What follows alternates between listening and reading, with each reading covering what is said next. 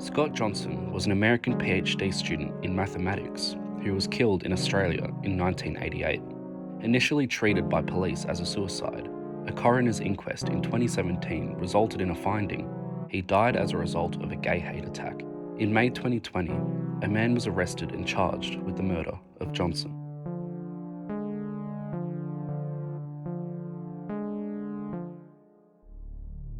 Our blood runs in the streets, and in the parks, and in casualty, and in the morgue. Our own blood, the blood of our brothers and sisters, has been spilt too often. Our blood runs because in this country, our political, educational, legal, and religious systems actively encourage violence against us. We are gay men and lesbians.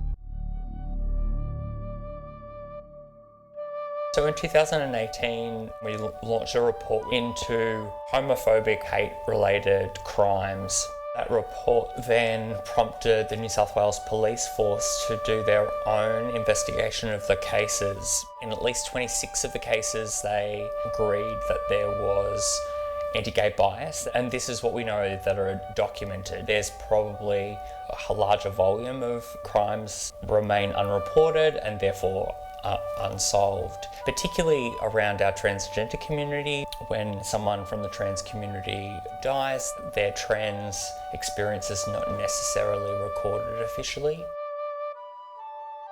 There are a number of these known locations called beats around Sydney, and unfortunately, because they were known as beats, they were also known to attract people who were looking to either start a fight or cause violence among predominantly gay men.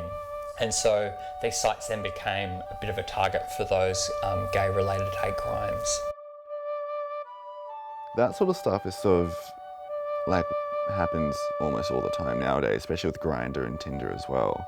You get straight people acting as gay just to meet up with a gay guy, and then before you know it, there's like a group of straights wanting to bash the shit out of this guy.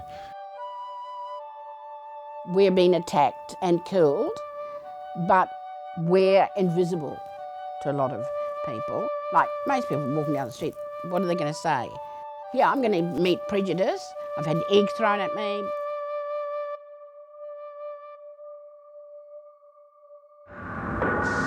At first, only gays and IV drug users were being killed by AIDS. But now we know everyone. I guess like during the time as well, because it was the AIDS pandemic, and I wasn't born during that time, so it's not something I can comment on much. But because that was very prevalent during those times, and because the government was saying like, you know, this is a gay disease, in a way they orchestrated these sort of attacks. I'm going to try not to cry, but it's hard because... If you want to stop it, you got any... No, because I think I lost so many of my brothers. And I think of the men who were activists with me were gone. And I miss them to this day. They were part of my family and they've gone. So it wasn't just a political issue, it was really in your heart. And going to visit them and watching them deteriorate.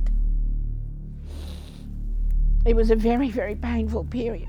I don't think people who weren't there at the time know just how devastating that was. Now, it doesn't always feel like a death sentence. At that time it was. People who already had existing prejudices or stigma or enacted violence against our communities may have been spurred on by the HIV epidemic as a reason or to weaponise against our communities. That prejudice, you know, either play out in political action, in the way that police conduct themselves if our communities are reporting violence, that kind of thing. And I think some of that historical relationship with the police is still under repair. I remember the first time at one of the parade marches, like Mardi Gras, when police started appearing within the parade in a group, and I was just so resentful. It would be like on a parade with the Nazis actually being there. If you were on a march against the concentration camps, And the Nazis marched with you? The experiences that our communities have when they go to try and seek support or help from the police can really shape how we feel about police, but also how we feel about going to report crimes to police. And so we know there are like large barriers for across our community, and more so if you're a person of colour or you're Aboriginal Australian or you're a trans person.